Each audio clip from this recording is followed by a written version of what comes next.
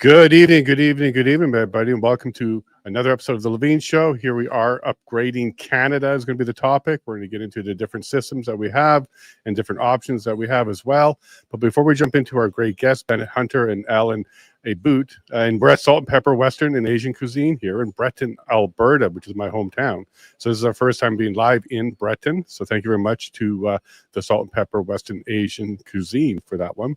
Before we jump into everything, a couple announcements for today.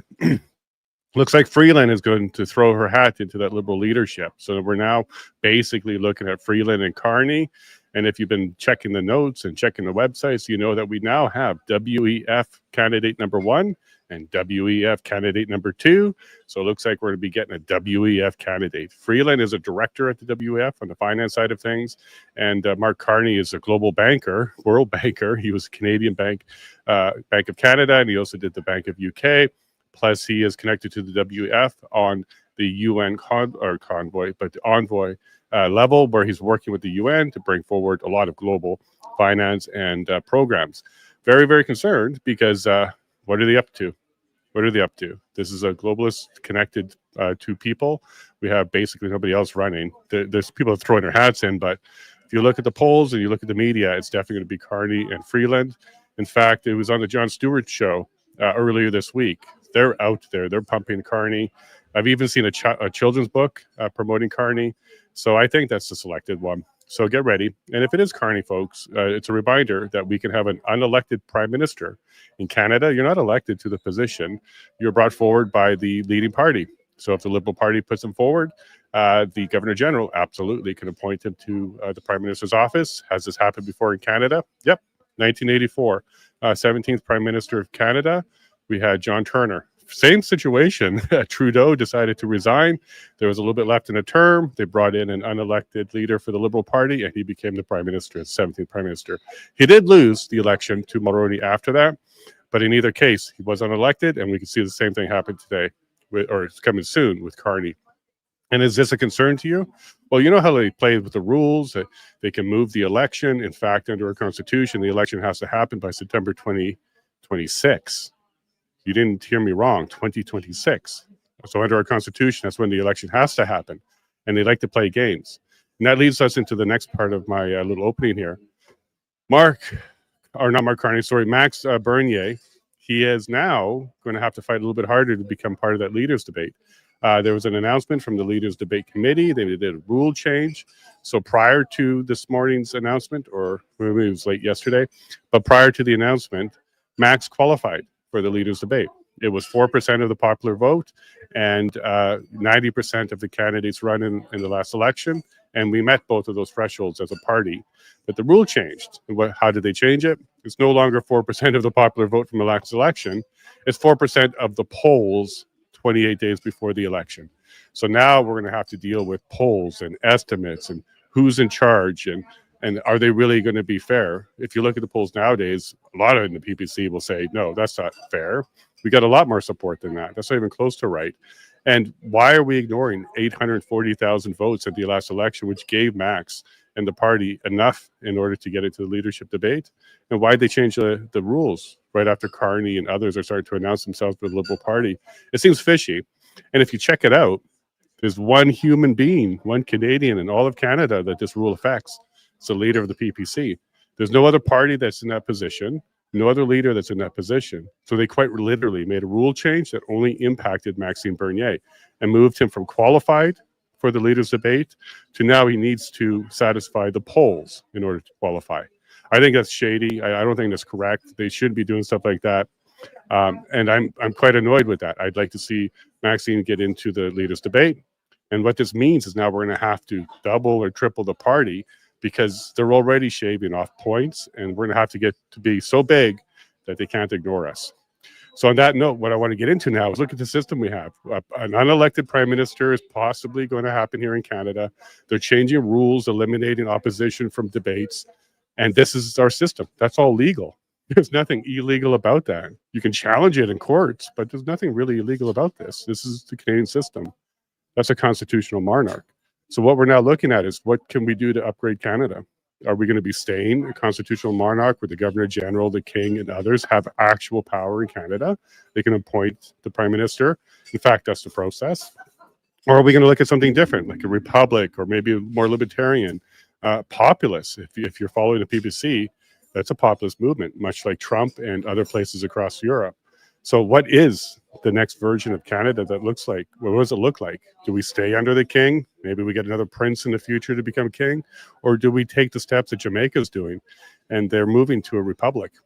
There was 54 countries in the Commonwealth at one stage. There's now 14. There's now going to be 13 because Jamaica is moving to a republic. Why are we still one of the 13? And our numbers for the support of the monarch are the lowest out of all of those 13 countries. It might be time to change the system, but what is that system going to look like? We're going to try and unify under one idea, one vision? Are we going to have a bunch of different provinces or states doing their own thing under a particular, like United States of Canada, like a republic? Or is it going to be fractured? Are we going to split apart and kind of like the Soviet Union did? Are we going to become a whole bunch of dispersed and fractured states? Some good questions there, and I have some great guests here that are going to help us go through that, especially on the libertarian and the populism side of things. So Bennett Hunter and Alan Aubut. Let's go ahead and bring them in. Bennett? Hey. And Alan's nodding his head. Did I get that right? Aubut. Yes, you did. Perfect. Fantastic. I was practicing, and he's very aware of that. I was practicing. Good to see both of you gentlemen there. Before we jump into both of your stories and who you are, what did you think about that news? Let's start with the Freeland and Carney potentially going to become the leaders of the Liberal Party, and we could end up with another unelected prime minister. We'll start with Bennett. What are your thoughts about that? Wow, I'm shocked that the establishment, the status quo is going to continue on. Like, I almost fell out of my seat when I heard such a thing. Obviously, I'm kidding. That was to be expected. You're paying attention at all, that was basically to be expected. I'm not a betting man, but if I wanted to get into gambling, that would have been an easy bet to win for sure, right? A lot of us have been looking at Carney for a while. Yeah, for sure. And Alan, what are your thoughts? Because the Liberal Party, they like to play games. I don't think they're going to give us an early election because Canadians want that. So I think they're going to try and do what they can to extend this as long as possible. What are your thoughts? Well, there's no question that what was the thought I had there? The fact that Trudeau, when he first got elected, said we're a post-national state, and this is proof of it. Oh, everything they do isn't for Canadians; it's for the World Economic Forum. And here we have the top two Canadian members of the forum wanting to be in charge, and of course, it's us and Canadians that allow this to happen because of how we vote or don't vote. No, that's the crazy thing. Like there was the recent by-election in that suburb of Vancouver. 16% turnout. 16%.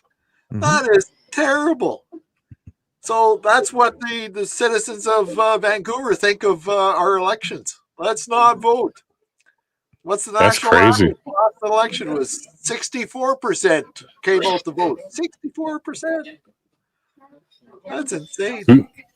I actually think you're absolutely right about that. The voter turnout, and you get what you don't vote for. So you're going to be stuck with whatever is coming if you're not going to get involved. 16%, that is terrible. And I'm curious if that's regional or if that's a sign of things to come. Are we going to have a record low turnout on this particular election? Bennett, your thoughts? Well, here's the thing when you're talking about that stuff, and as a libertarian, I'm probably going to have a slightly different perspective than people that are kind of more into politics and government. I'm actually what you would consider a philosophical libertarian. So a libertarian, there's three core principles, basically, right? Self-ownership, property rights, and the non-aggression principle.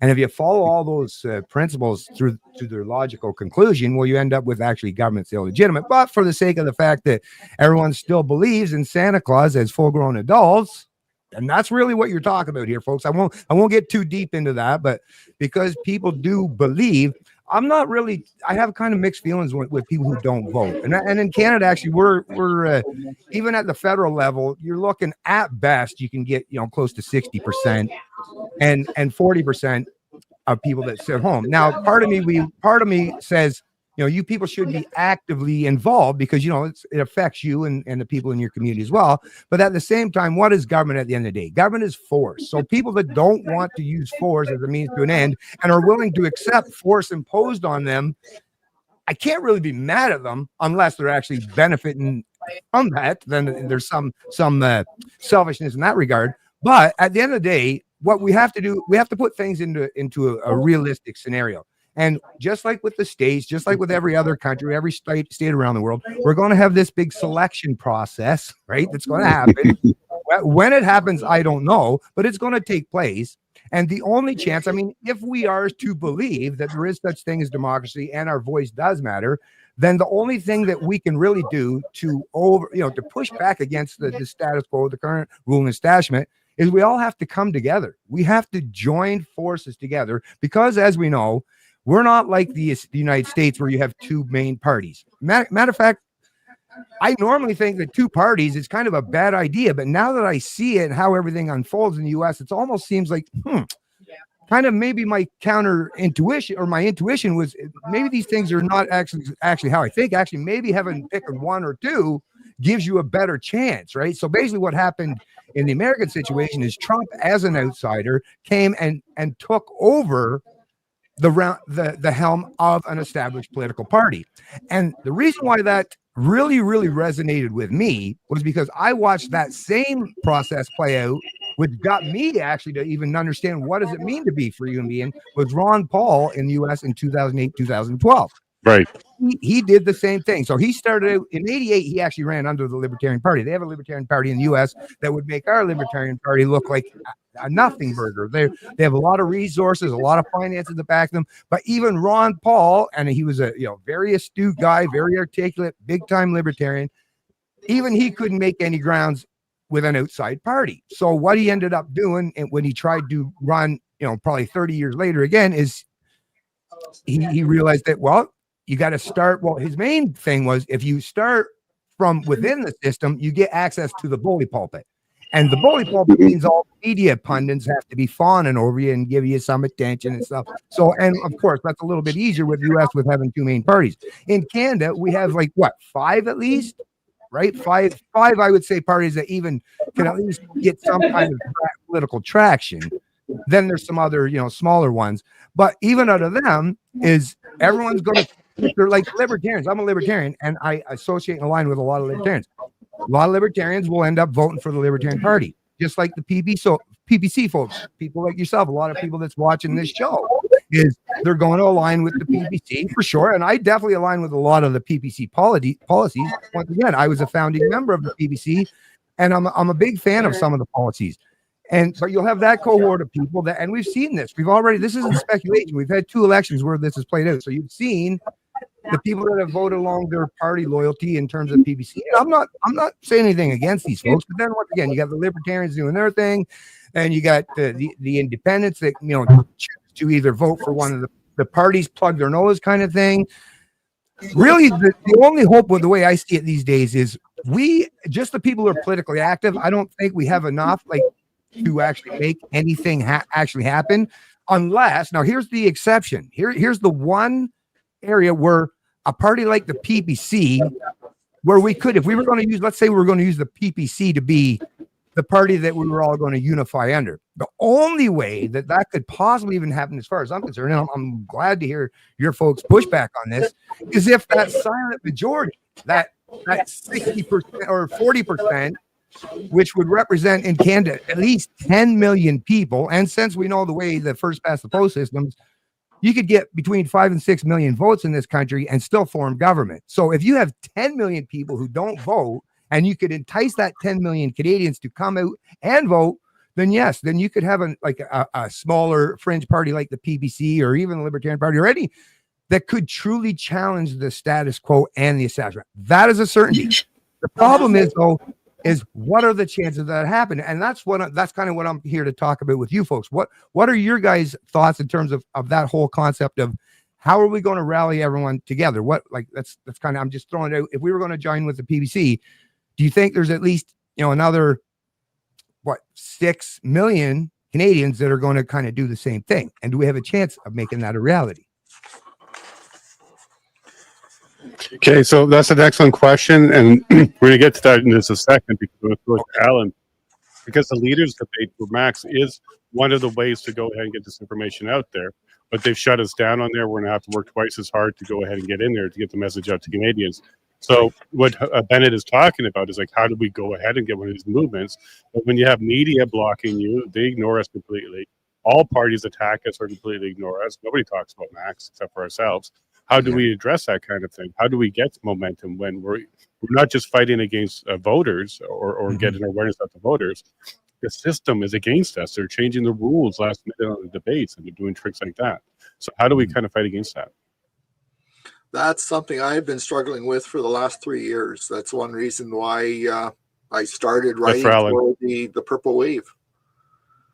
So if anybody's interested, the articles, we put out an article every week, every Friday.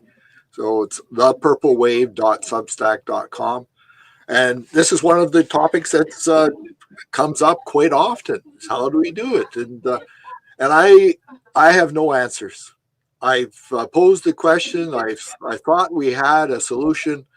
And a good friend of mine who's also one of our writers, Leo Oya, he came up with some good examples to illustrate how we can do it.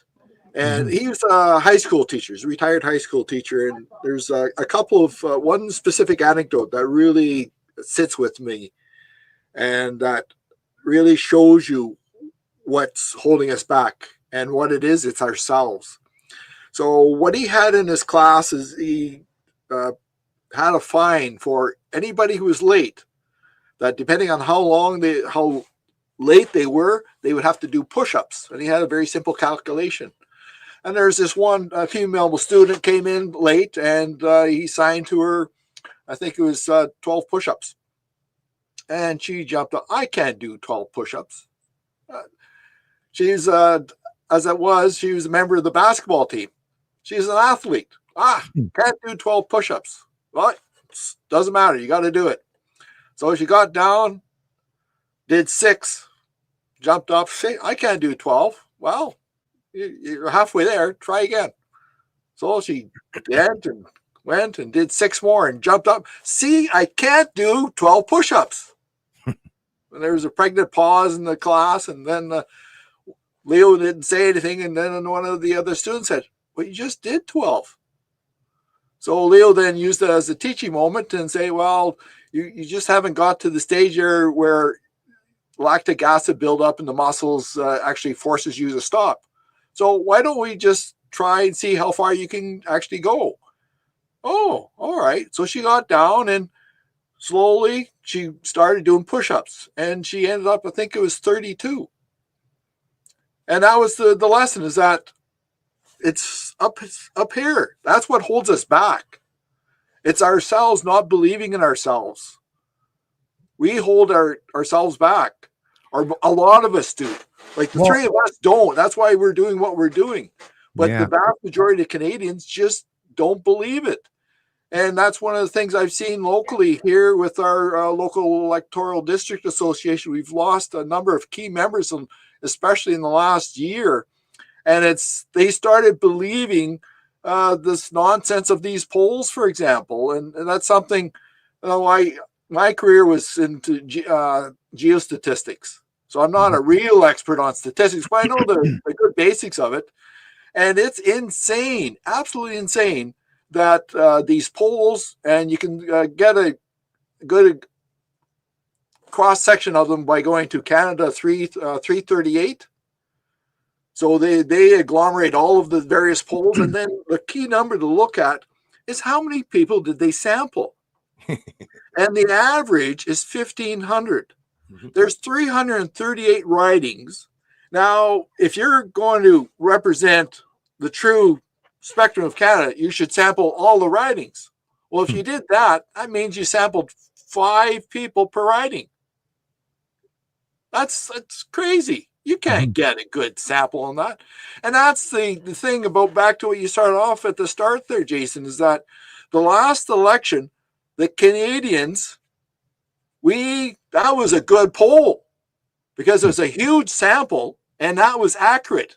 And why that election, debate commission, they shouldn't even exist. Is the friggin' Liberals started them up? What was it? 2018. It was Trudeau, just like his independent senators, independent my ass. And so they just like cooking the books because they looked any way to convince Canadians, because that's all polls are. It's just they know what they want to get. They're not asking for your opinion. They're driving the result. There's lies, damn lies, and statistics. Simple. Yeah, well, yeah. But it's the thing no, but is, come on, anyone that went to school, I mean, come on, let's just be honest here, folks. And if you have any background in statistics or anything, I mean, even in grade school, we all learned about mode, medium, and mean, and an average. Come on, you can make that whatever you want, depending on which you select. You want the mode, you want the mean, you want. No, it's all on the sample size. No. I know what you're saying. No, I get what you're saying there, but I'm just saying, in terms of statistics or polls. I mean, in terms of polls, it's first of all, it's the questions you're asked, it's how you word it. Main thing there is who the hell are you sampling? Not just how many people are you. Yeah, and not exactly who are you sampling. And I'll tell you right now, as a 54-year-old man that's lived in this country my whole life, never answered a poll ever. So when they say that they're getting the feels of the Canadian population, and I'll tell you, it's not just me. I mean, we probably all know plenty of people in our own lives that have never taken a poll. So it's obviously the people that they poll are typically, I would imagine, that are people are big time, political types, right? And have a cozy relationship with the pollsters. And it's just, they're on speed dial for the most part. I mean, there's more than just a certain amount, but they know exactly, just like when the media brings someone on and they have a panelist with 3 or 4 people, they based on who they bring on, what kind of narrative is going to be presented. Which is why you'll never see CBC or CTV bring on Jason or me to talk about any subject matter, because you can't control that particular Overton window, right? There's going to be some discourse that nobody that in that audience has ever heard before, right? So that's one thing that let's step back a little bit. They were talking about requiring people to vote like they do in Australia. That at least that kind of vote is a good sampling. And I agree with you, Bennett, is that... No, but the minute you tell me you're going to force me to vote, whoever you tell me to vote for, I'm not voting for. You've got the freedom... I was waiting for that, Bennett. Freedom of choice, and the freedom of choice includes not voting. Right. So, like, that's the thing is, I've done these surveys on where are you in the political spectrum, and I always come up libertarian. So I understand exactly what you're saying. But there again, we need to have a proper vote, and the one thing that's never on the ballot is none of the above. Yeah, that's true. Actually, you know what? Tell you the truth, Alan. I'm glad you mentioned that, actually, because way early on, and it was when I just had Facebook. I didn't have anything else, or X, or Twitter back then. Didn't have a YouTube channel. But I actually started a little thing. I even made the little ballot thing with the bottom. You had the Conservatives, the Liberal, the NDP, and I had written down there, NOTA, none of the above. I tried starting this little initiative. I put it on the Facebook page. I tried to get Canadians to died on contact, basically. I mean, I had a little tiny bit of traction, but I'm all for the none of the above. But the problem with is, and I get it. We're all frustrated, but the problem with this kind of stopgap measure or this kind of quick fix, it never actually works. That's the thing. Like, that's literally what politicians do, right? They think in these abstracts and ways of thinking that you can. But as we're seeing, humans, we have free will, unless you believe in determinism, and it's not as easy to. Now, we do know that there's probably about, what do they say, roughly 70-80% of the population that can be cajoled to do a lot. But there's 20% at least, and I definitely count myself among them, that no matter what these people do, there's nothing anybody can do that's going to force me. And the minute force is brought to the table, is I got a problem with it. So this is what I mean. And this is not just me as a libertarian. There's a lot of Canadians who don't even know that they're libertarians, but they are, right? Yeah. They just don't. They've never free will. If you desire to express your own opinions, your own thoughts, then that's free will. And you're right. And that's where you and I think Jason, we're truly aligned. And and that's one reason I I threw in with the People's Party. It's the only party that comes even close to my own personal morals, ethics, and beliefs. Yeah. Well, you know, actually, Alan, let me just say one thing about the PPC, because I want, especially for the people that are watching this, which would be a lot of the PPC folks, because I want to do a little clarifying right here. I got a little pissed off at the party, Maxime, and there's a couple guys. I won't drop all the names, but there's a couple party insiders that, I'm not a fan of it all. But I will just say this. The PPC startup, it was something that I was interested early on, but once I met and interviewed like dozens of candidates and members and supporters, I got to tell you, I know for a fact, so nobody's got to convince me that there's a lot of really great Canadians out there, and they're lost. I see them. They're massively demoralized. They've been placed in this box where they're basically told that you're meaningless, you're nothing. It's a terrible thing what these hacks in the media and the ruling establishment have been doing by playing up this, not just division, but whipping up this envy and resentment towards each other. But I've seen these people out there, and I firmly feel for these people, and I understand that everybody is pissed off. Everyone's just finding a way to get out from underneath the Trudeau Liberals, and I'm right there with you. But my biggest fear is all of those great people, those PPC supporters, people like yourself, people like myself, is we're going to keep on getting massively disappointed. And we're not going to even be anywhere near close to emulating the success of our American counterparts if we're not willing to put our egos. And I tell you, I'll admit, listen, I've got a bit of an ego myself. I'm willing to put it aside for the sake. Hey, you got to. And I know that's actually, I'm glad you said that, because that's the one thing I found about my fellow Canadians. And it makes me uncomfortable that there's so many Canadians which is why I kind of like America in some ways, is, Canadians are kind of, that tall poppy thing. And it kind of bothers me. Why do you have something against people that have some self-confidence? Like, what the fuck is up with that? Because I'll tell you, you can't be very successful at anything if you don't have any self-confidence, right? And no wonder fucking Canadians are kept down on their, on their ass for the most of their lives, is because every time you try to pop your head up, somebody's right there trying to beat it the fuck down. Americans have a completely different psychology and mentality when that comes. But like I say, my biggest thing, once again, back to this thing is, I, just like you folks, I just want to see something actually come to fruition where we as Canadians, I was so proud of the truckers. I did my own thing. I didn't go to Ottawa, but we had one here in Fredericton and then the Lincoln Big Stop truck stop. And there was huge gatherings there. And I'm talking in New Brunswick where we're talking Fredericton. This is fucking government central down here. And I was impressed all the heck at how many people actually showed up to protest in like Lincoln, New Brunswick, and Fredericton of all places. So it told me, and then I seen, of course, all the videos of the Canadians. So I know the support is there. The problem is there's just so many people that are pointing in so many different directions. The people that we want, the people that we have, the silent majority, or the PPC people, or the libertarians, or the independents, or the demoralized and disenfranchised. There's enough of us out here that we can be a real force for change. 100%, I know that with certainty. The problem is, we're all separated, divided. So here's something I just want to put out there. And if you don't mind there, Jason, is look at what and I know this is going to probably initially piss off some PPC folks, but let me just throw this out there. And once again, it's just spitballing, just speculating here. What if instead of we all and I'm even saying this, and my libertarian peeps will be just watching spit it out, is why don't we do, or at least try to do something in terms of, let's all take over. First of all, Maxime, he was in the Conservative Party. I see now that stepping out and starting another party seemed like a good idea early on. But I think now that you have a little bit of hindsight, I think actually if Maxime was actually back in, could get his seat again. If you had some other people take over, like I say, that's where the power is, right? That's where we recognize the establishment, these parties that we all loathe. I'm not a fan of them in any way, but that's where the power lies. And if you are looking to take over the helm of power and use it for good in any way, that's where it is. And once again, I've watched 2 elections go by now where I've seen my fellow Canadians and fellow PPCers and fellow libertarians constantly disappointed and demoralized and just chomping at the bit for the next time, only to see them get disappointed and demoralized even further.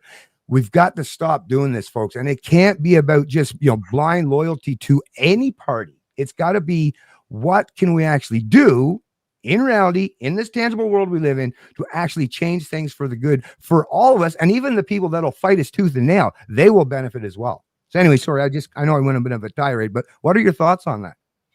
Well, I have a lot of thoughts on that. Well, let me just jump in there quick, Alan. Alan, before you jump in there, let me go ahead and jump in as well.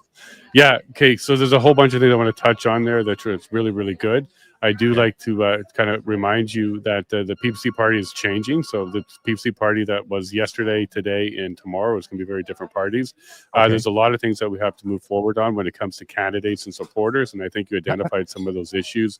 Maybe when you've interviewed a whole bunch of candidates, we have another selection process. We're getting a little bit better at finding great candidates. We have good ones, and we're improving on that level as well.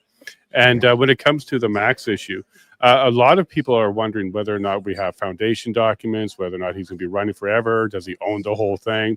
And they seem to be focused on that. But what I do not hear a lot about, and Alan, correct me if I'm wrong on this one, is people coming after the policies or our platform and our principles. That doesn't seem to be the talking points. The talking points are whether or not we have a seat, whether or not we can get a seat, how many times Max lost. And those are the tropes, but they never bring up the policies or the platform. And I think that's because they actually align with it. They agree with it. They just want to address things in a different way. And one more thing I'm going to say before I pass it on to Alan is there's this desire to kind of make a second party that's very similar to the Conservatives, like carbon copy. I think that's a mistake. What needs to be happening is very similar to what the Reform Party showed us in the late 80s, early 90s, is you have to provide another option, another strong, sound, reasonable option. And the West really lit that flame in the 80s because we weren't getting conservative values and conservative leadership. It was a progressive conservative party. Progressive, it's in the name. So we weren't very pleased with that. Like, it was a shock to me kind of grow up learning that. And what I think ended up happening is Reform did a great job on replacing on the West conservatism and conservative leadership. Where we messed up is when we became the Alliance and then worked with the progressive conservatives and merged with them. I would have preferred that power died there. The old people that were there, the old conservatives, the enrooted ones, the ones that have been there forever, it would have been great if they just retired and you continued with the Alliance and you continued to work out east. But that didn't happen. And then now what you saw is another power was created. 2005, Conservative Party of Canada, we had Harper, grew it from there.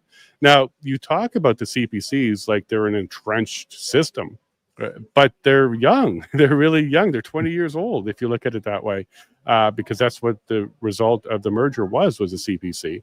And I don't think Canadians remember what it took to actually get there, to bring conservatism back to the table. And over time, we certainly moved to the left. You can see this with Pierre and his policies. O'Toole was very, very difficult for the conservative movement. And I think what we need to see now is more moving of that Overton window to the right. And I think it's happening whether the PPC gain ground or not. I think Canadians are waking up to the radical left ideology. They've had it. They went way too far. They're talking about children, chopping them up, filling them up with things, removing the choice. A lot of people are fed up with that. And I think the biggest block that we need to address and attract, and Alan will again, I'll send it to him in a second, he can correct me if I'm wrong, are the non-voters, the disenfranchised, the political homeless is a term that we're hearing a lot now. People that wanted to be, aligned with liberals, and they definitely don't want to go to conservative, but they find themselves homeless now. There's a lot of people headed towards the PPC right now because of that kind of environment.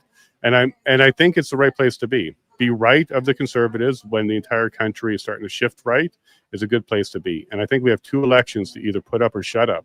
If the PPC party can't build to the point where we get a seat in this next election and then continue to build on that to actually become potentially the balance of power or official opposition, then maybe we've done a lot of things wrong, or Canada isn't the place for a populist movement. So I'll throw it to Alan for that because there was a lot there to digest. Because Bennett is a great voice there. But I'll throw it to Alan for a bit, and then we'll see where we're at. Alan? Okay, so over the years, I just kind of sit back and observe, let things come in, wash over me. And what I've noticed over the years is that each of these parties, things have happened, but it's at the head office. Like, for example, the Green Party came about, one issue party, and it's a fraud. It was always a fraud. It's still a fraud. It always will be a fraud. And just a quick example of that, we hear a lot about You're both familiar with the term oxymoron. Oh yeah, Two that's what Yeah. that's what a progressive conservative is. Yeah, well, no, okay. So the oxymoron I want to show you here is greenhouse gas. We've all seen a greenhouse. A greenhouse is a shelter that protects the loss of heat through convection. So radiation comes in, heats up the contents of the greenhouse, but it doesn't lose that heat through moving air, which is convection. That's a greenhouse. A gas is physically incapable of stopping loss of heat through convection. So there is no such thing as a greenhouse gas, period. So throw that out the window. So the reason I bring this up is that, so the Green Party came out, this is what they're going on. Oh, humans are the scourge of the earth. And another just quick sideline here. Oh, there's too many people. The last time I checked, 8.4 billion people. If every person was assigned 1 square meter, so every man, woman, and child in this earth, 1 square meter. Well, there's 1 million square meters in a square kilometer. So that's 8,400 square kilometers, which is just under the land area of the island of Puerto Rico. Every man, woman, and child could be on the island of Puerto Rico. That's how many people there are in this planet. We're minuscule in the scope of things. So we got these two things. So that's showing the Green Party and everything it stands for is a fraud from start to finish.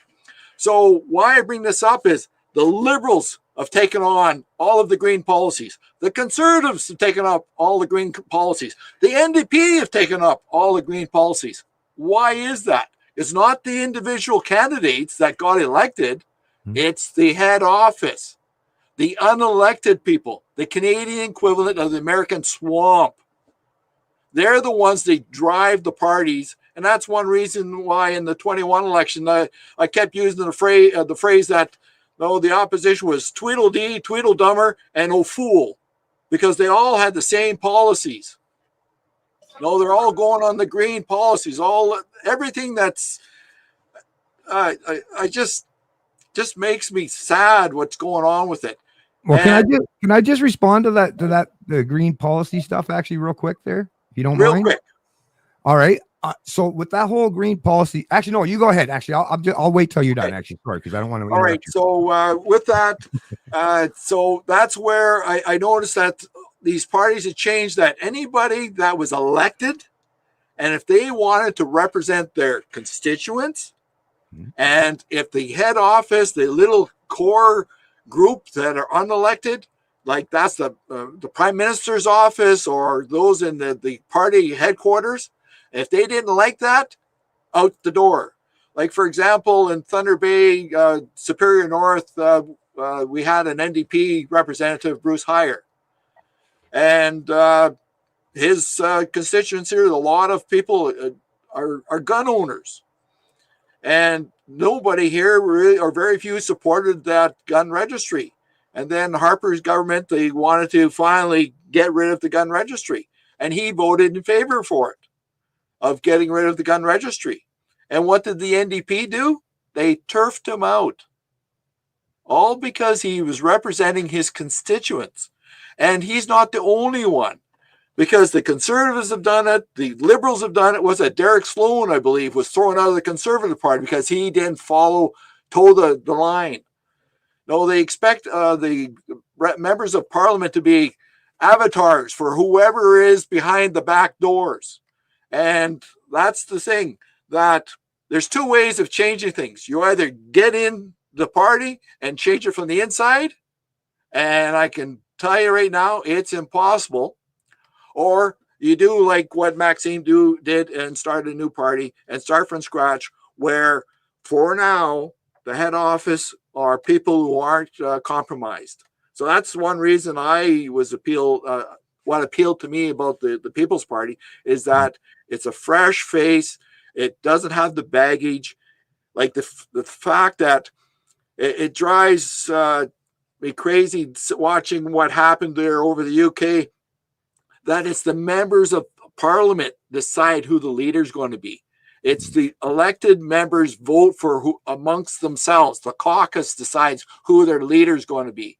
That's one reason why in the Conservative Party, what's that? They had 4 different leaders in 8 years or 5. I've lost track.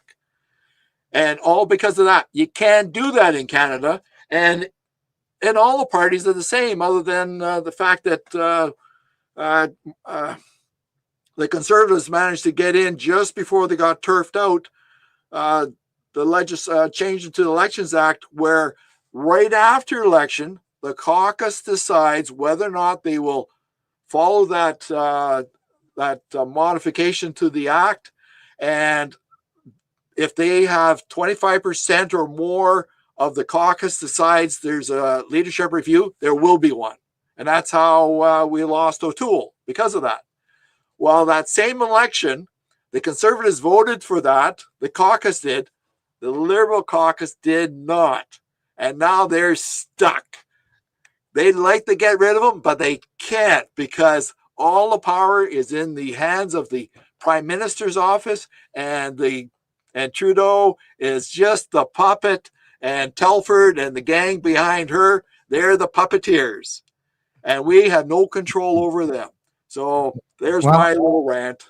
Okay, well, that was a good rant, but actually, can I just respond to that there, Jason? Especially because I don't want to lose my train of thought on the green or the greens or whatever. It's not even just the greens. Let me just give you a little run, because like I say, I pay attention, especially to the economic side of things. That's kind of my wheelhouse stuff. So really what this is, I'm not sure if you're familiar, but our economic system, no economic system had really lasts much more than 200 years. And we're kind of nearing the end of this.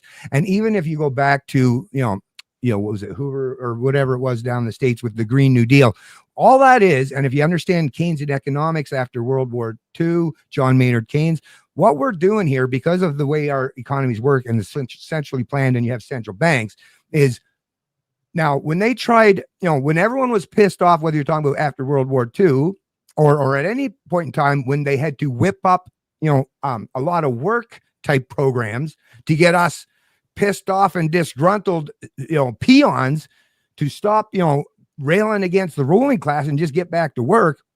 Well, what they do is they just come up with these schemes. So back then it was the New Deal. But the problem, see, these people, they learn every time they try these experiments, they learn something new from each one. Well, the problem is once you give all these working class people well-paying jobs and they become very productive, and you're building a whole lot of things, which increases even more productivity, unleashes even more productivity in the economy, bridges, dams, roads, all that stuff, all this infrastructure. Well, now we peons, we have money to spend. What happens when you have money to spend? Well, that's where inflation creeps up. And if there's one thing central bankers and big governments hate, especially in this modern world, is not being able to control inflation. They like 2% so that you get some positive growth in inflation, which is a 2% taken away from us. It's a depreciation of our purchasing power, 2%, if it's at 2%. But what they're trying to do now, and it's not like, I get it, Katie Telford and the PMOs, but no, what it is there's a lot of people around the world, a lot of actually jurisdictions around the world, places like China, who have been buying up treasuries, in particular US, but they buy some Canadians as well. But what this is all about is satisfying the bondholders, the big money, handlers and transfer pipe people. That's what a lot of this in terms of economic stuff. And that's why it's not just happening in Canada or the US. It's happening on the global scale, because the US is the world's reserve currency, and every central bank since the financial crisis have been in unison, although sometimes they might go within a couple months of each other, so it doesn't look so goddamn coordinated, but they just keep devaluing, but not one too much so that one gets an advantage. Although America will always have the advantage because they're the reserve currency. But the reason why you're seeing this happening around the whole Western world is because these people are looking to something that's going to have to, like I say, eventually our economic system is not going to be able to sustain itself for much longer. That's what it is. Now, it could possibly be this a new deal, whatever they come up with, but this new deal, from what I'm gathering, is going to come with a whole lot of caveats, a whole lot of surveillance, and a whole lot more control than any human being in the past has ever even perceived of or dreamt of. Now, the other option is, is get on this populist train, which it seems to be whereas we use cash now to get out and hide everything. Well, it'll be Bitcoin. So the populists are trying to, everyone knows, no matter which side of this divide you're talking on, everybody knows that something has to change in terms of the economics and the current system and the structure that we're dealing with right now. The problem is there's two sides right now that are battling for that control. Now, one side, bare minimally, I think is much more beneficial to the average worker, the typical person. Although make no mistake, no matter who gains control and power, we're still going to be peons, serfs, and slaves to some kind of ruling class. It's just that some ruling classes are wise enough to treat you better because they realize that you're much more productive, right? This is the big thing. The left, the liberals, the globalists, they look at us as basically just like pawns, and they're not thinking down at that micro level, at the individual level. Whereas at least, like I say, the populists, the Trump types, they have their own kind of game plan, but they at least are wise enough to take us into account and realize how to manipulate us in a manner that's actually going to make us happier and more productive, right? That's really what it comes down to. But anyway, that's all I want to say in terms of this whole thing, in terms of the Greens and all these parties, because that's really what it is at the end of the day. They are scared to death of losing control, especially on the monetary system and the economic system, because that, if you want to know what actually brings the pitchforks out, that's what does it. Fair enough. And also what upsets people is when they believe they're living in a democracy and they're not. $350,000 is the buy-in. And for $350,000, you too can become Prime Minister of Canada. All you got to do is win a vote with the Liberal Party. And we know how they work. You make some promises and you can get that done. And hey, look, you don't even need a seat. And you can be. So I'm not sure why we're not trying to raise money for jug meats, maybe run for the Liberal Party, because anybody with a chunk of change can do it. Now, Alan, do you think Canadians are going to enjoy learning that you can buy your way to the Prime Minister's office, you don't have to be elected, and you'll have control of our purse strings? And if you're a global banker like Carney, you know which strings to pull in order to cause a little bit of pain and suffering here in Canada, in order to maybe buy an election a couple months down the road. Do you think Canada is going to stand for that? Oh, yeah. Oh, yeah. We're wusses. There's no question. Like all the people around around me in this little town I live in, where they're oblivious to what's going on. It's just as long as they're happy in our little acreage here, now we're happy. Oh, geez. The price of beer just went up some more. Sigh. No, the price of gas just went up. Sigh. Yeah. Oh, we just take it. Like it's crazy, the fact that the average person, like I know Bennett, you're not a real fan about statistics, but it's bring that back in. So the average person in Canada pays was it the last number I saw from the Fraser Institute was 46% of their income goes to taxes. 46%. That's the average. So the average is, if it's probably a normal distribution. So the mean and the mode are the same. So that's the peak. The average is right in the middle. So half the people in Canada pay more. And it's not the rich people. Right. It's not the rich people. Yeah, well, no, I'm with you in terms of I'm actually surprised as an adult these days just how much the Canadian people will put up with it. Just it baffles the mind. And a lot of times, I don't know about you guys, I'm sure you do, but I'll do this stuff online, but then I have to, whether it's at work, and as you can tell, I get verbal diarrhea. I'll fucking talk to anybody. I don't give a crap. But I do that out in the actual physical world so I can test it.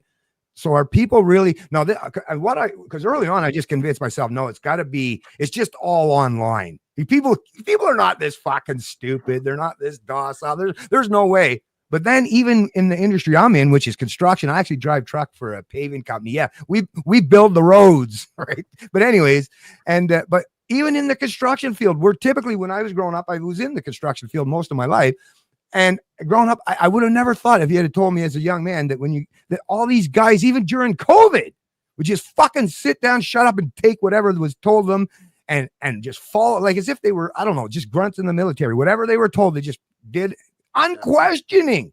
And it baffled my mind, because it's like, well, if this is a representation of what should be your typical strong-willed, the true Canadian Northman, right? The hard-working construction guy, right? It's like, well, if these folks can even be captured, why? And this is the part that's so utterly disturbing, which is why, to me, the politics, like, there's a lot to be done.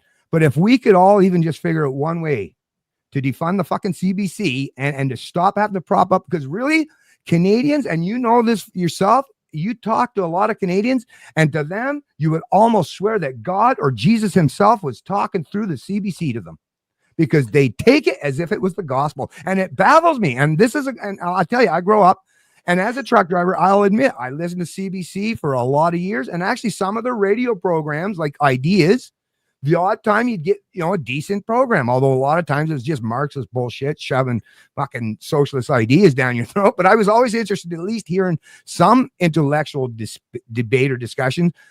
But Canadians, and this is something that the people who set it up, they did a real good job, because they convinced Canadians, this is just so that we can inform you. But in reality, it's like, now we have our own devices where they can spy on us at any time. Right. But we didn't even have to carry a cell phone. Back then, it was our televisions that was controlling it. Not necessarily spying, but it was the radio and the television. And we, because they did it so seamlessly, and we didn't have access. Like, this is the other thing. People, even like myself, I'll say, like I just did. Oh, it was much better when I was younger. But was it? Because when I think about it, when I was younger, did I have the internet to be able to check alternative sources? No, I fucking didn't. And actually, I grew up poor, so I didn't even have an encyclopedia. So were they just as manipulative back then as they are now? Probably a pretty good chance. I'll jump on that one. Sorry, Alan. Yeah, I'll jump to you in a second, Alan. You're absolutely right, Bennett. And that's something I've been thinking about a lot. People go, I want to go back to the 80s and the 90s. I remember the good old days. But that's what brought us here. That was the predecessor to where we are now. And it was those incremental steps in that direction that took us exactly where we are. So why in the world do you want to reverse that 30 years just to do it again for 30 years? I want to find a way to fix what we got, so we actually have a good 30 years in the future. It's going to be a different path than we saw before. We should have different things than media. And Alan, what I'm going to come to you with is we spend $43 per person, man, woman, and child in Canada to supplement the CBC. So $43 from everybody in Canada goes to the CBC to ensure that they continue to do what they're doing. And when Pierre wins, because it looks very clear that he's going to do that, unless Carney can pull something off, will we actually get a change? Will it be the CBC now just working for him? Or will it be alt media? Or are we going to be in a situation where they continue to attack media, like Bill C-11, 18? They were talking about 63. That was pretty scary. And the Conservatives have their own version of that. So are we really going to get into a position where we have media back when we fund it to the tune of $43 per person, man, woman, and child? No, we're not going to get it back, because they're rotten to the core. But I saw the change. That's what I was going to start to say. That I remember back when, do you remember Barbara Frum? She was the first, sorry about that. She was the first lead when they started the National. There was the News, and then they had, or was it the Journal? I can't recall the name, but they had the News, and then they went to this news magazine format. And Barbara Frum was the first moderator of that. And she had come there from the CBC radio, and she was the lead on As It Happens. Oh, yeah. Oh, and I wasn't a religious listener, or I would listen occasionally. And the one thing I remember, though, was Barbara was great. They would call people up wherever anything was happening in the world and talk to anybody. So what's your take on what's going on there? Oh, yeah, no, yeah. Okay. And then talk to somebody else. Oh, what's your take on what's going there? And that's all she did, was just get them to speak. And we would hear from people on the ground in sites around the world where things were taking place. But then she got replaced there by, I think it was Mary Lou Finley, if I remember correctly. I could be wrong.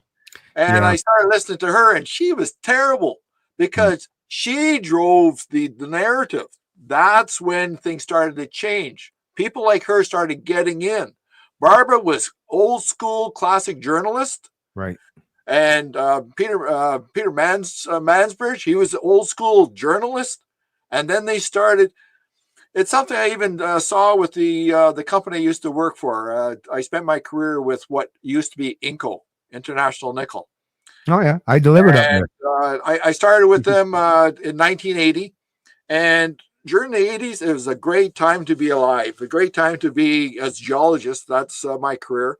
Mm-hmm. And during that time, I saw a difference, a change in the attitudes of people in management. Like when I first started, there's rough and gruff and talk and tough and everything else. And like those were the leaders that got in to be the managers and things like that. Bold and brash. And then they would replace themselves. They would hire somebody who that would not be competition for them. Mm-hmm. And so it was a culture of mediocrity infiltrated into the company bureaucracy. And now that I think of it, it's the same kind of thing kind of happened with the CBC. Like the traditional journalists, I'm not sure what was going on. Maybe at that time the new hires were already infected by the socialists who were the professors at journalism school. Like you had to go through university to learn to be a journalist rather than going to working for a newspaper and being a busboy or whatever, and work your way up through. And that's how you learned was through the School of Hard Knocks. And that's in the last 50 years. There's been that change and it's so bad now. It's just like I was saying about the main political parties, and just don't forget, guys, that we're great here in Canada. We have multiple parties. Yeah, why is it only two parties get elected ever since Confederation? 158 years of either liberal or conservative, liberal or conservative, liberal or conservative.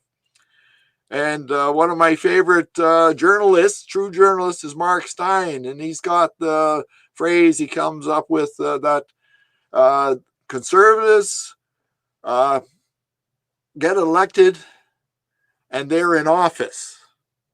Socialists or liberals, they get elected and they're in power. And we see that. We see that going on right now. Like, look at all the stupid laws that the liberals have been trying to push through, like, oh, we're going to fight hate speech by taking away your right to talk. No, freedom of speech. Oh, no. Oh, you'll be free to speak as long as we agree with it. And we'll decide what we're going to call hate. Like, that's the problem with hate speech, is who defines it. Just the fact that I just used the word hate, was that hate speech? And I'm sure in some circles, Alan, I'm sure in some circles there's people hating on us right now. Absolutely. And what we're going to do, we're going to jump over to our supporters for a second, because I got to get ready for Shadow Davis. I'll be jumping on his show shortly. So if I'll get you gentlemen to hang around for a little bit. Before we go, though, Bennett, I wanted you to kind of jump onto what we were talking about there. Do we really want to go back 20, 30 years, or is there a different path forward? Well, this is the thing in terms of the politics, right? So unless you get an actual party inside to actually change things from within, then the only thing the only other way it can happen is it has to happen through, natural, the people of the country naturally want that to happen and demanding that it does. I don't see that particularly happening anytime soon. I'm with you. I thought we were going to kind of bring up the 51st state and the Republican thing there too, which is, it's something that I don't even think is actually a real thing. I think it's all about negotiation for Trump, but I love the fact that everyone's getting on board and getting all up in arms. And now all of a sudden these progressives that hated the flag when we were, all waving them there during the convoy, but now they're just wrapping themselves in the red and white, right? Drowning themselves in some kind of nationalism. I'm sure they have a quick bath immediately afterwards, right? Because it must drive them nuts. But Trump, he's an open book. Art of the Deal. You can say it in one correct sentence. Read his book. You demand a huge amount, and then but you're a nice person. I'll take a little less. Yeah. Oh, yeah. I'm willing to negotiate. But the first thing he does, ask a lot. And you go, whoa. And then how about half that? Well, sure, why not? Yeah, okay, all right. You happy? I'm happy. Okay, good. Well, there's the art of the deal. So he's just doing what he's always done. Yet we have these idiots who call themselves journalists, and they say, "Oh, geez, he's going to put tariffs on Canada." No, he's not. That's his. Actually, you know what, Alan? Actually, I just remembered something I was going to talk about that you were mentioning earlier, and I just wanted to do it before Jason ties it up there for now, is when you were bringing up the left versus right thing, too. This is another thing, and you were saying like the liberals win and then the conservatives.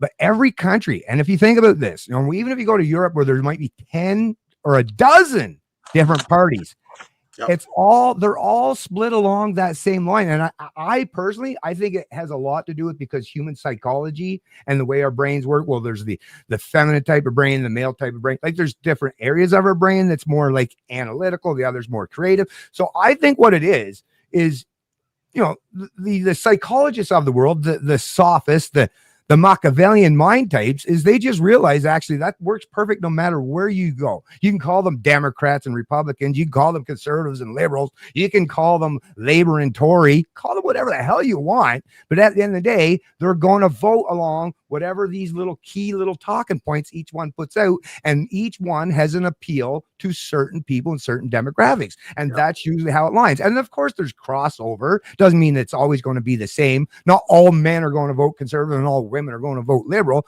But depending on how you tweak those policies, that's basically what it is at the end of the day. And to me, what I want Canadians to do is stop falling for the bullshit, folks.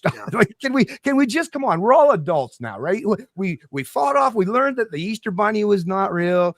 We gave up Santa Claus. Come on. I mean, come on. Let's just stop allowing these idiots to manipulate us. Put all of our, like I say, we got, first of all, have you noticed? I'm not even thinking of even focusing on one thing. I could find disagreement amongst us, no problem. And it would stir up some controversy and maybe get some clicks. Don't give a shit. All I care about at the end of the day is that we all just, like I say, forget it. Jason wants to live his life. He wants to be peaceful. I'm sure you do as well, Alan.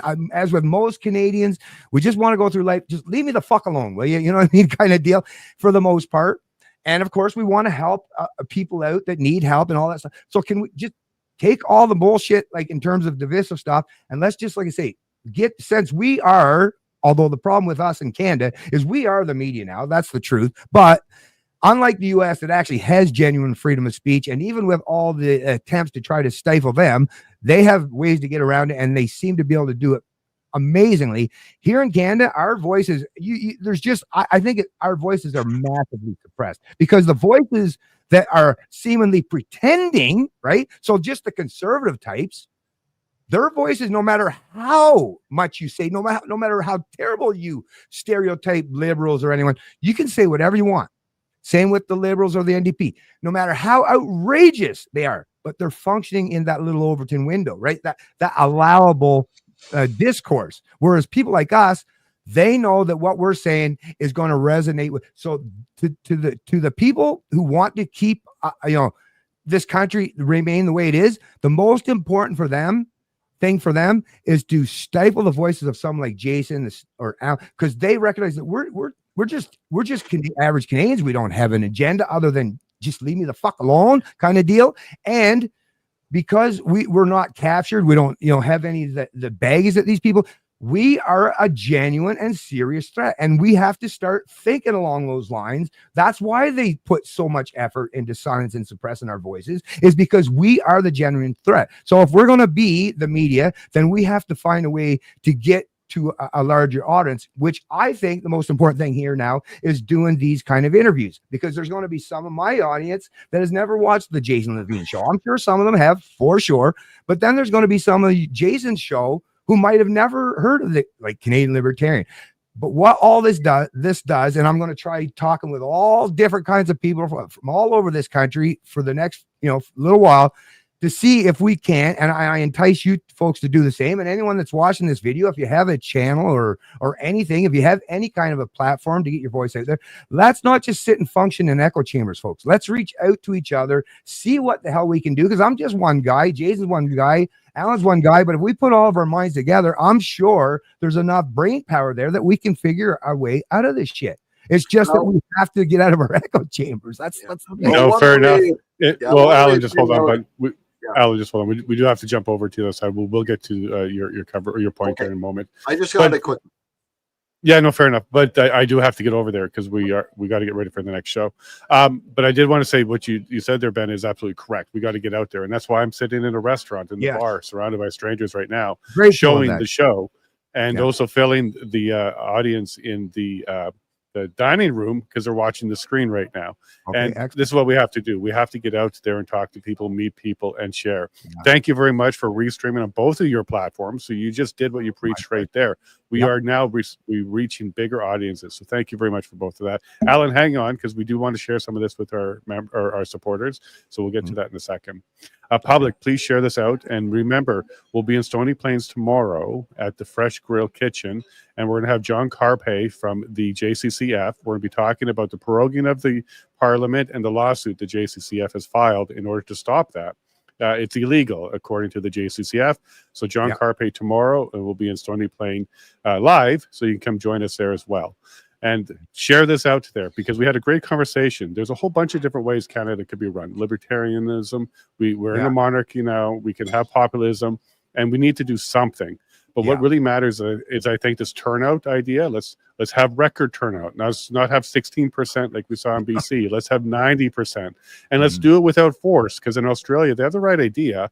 It's rights and responsibilities, and that's the responsibility portion of it. You're responsible to vote, participate in your government, hold them accountable, and really stand up when they don't. Canada, we haven't been doing that. And maybe it's our anthem. Maybe it's the way we were brought up. Maybe it was our Sesame Street. And we thought maybe we should just stand on guard for thee, but maybe we shouldn't. Maybe we need to take a step forward, not just hold the line, advance the line, especially when your tyrannical government is hurting your people. They're literally killing you. And that's counter to the purpose of a government, to keep you safe and secure, when they are the problem and they're the ones that are threatening you, whether you're a journalist, a politician, or just somebody who's standing up for what you believe in. We are in interesting times. I think unprecedented is going to be the word of 2025. And please stay tuned. Carney has something in store for us. Gentlemen, thank you so much. I do have to bring you back. I would love to get into the 51st state conversation. So later this month, I do have Brady Hillard coming on, and we'll get into that. So maybe I'll bring you both back or something like that. Yeah, So this is going to be done for tonight, though, right? Because, I thought you were going to put me on hold. Not tonight. No, okay, good. Yeah, because I'm a little bit older guy getting to my bedtime. No, fair enough. I got to get to Shadow. Shadow's waiting for me. So thank you very much, public. Make sure you take care of yourself and your family. And gentlemen, hold on. There's a couple questions for you. But public, take care of yourself and your family. Make sure you shake the hand of a neighbor or a stranger. And why do I keep reminding you about this? Is because I love you all very much, and God bless. Right.